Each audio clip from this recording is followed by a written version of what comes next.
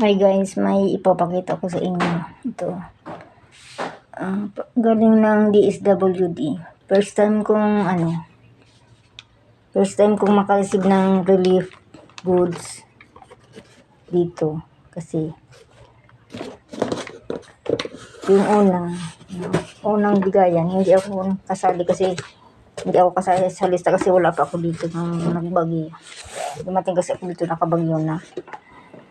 So, yan First time kong makareceive ng ganitong relief.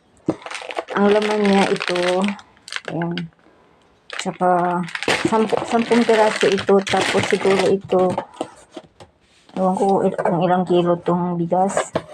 Tapos, 4 na pirasong corned beef. Tapos, ayan,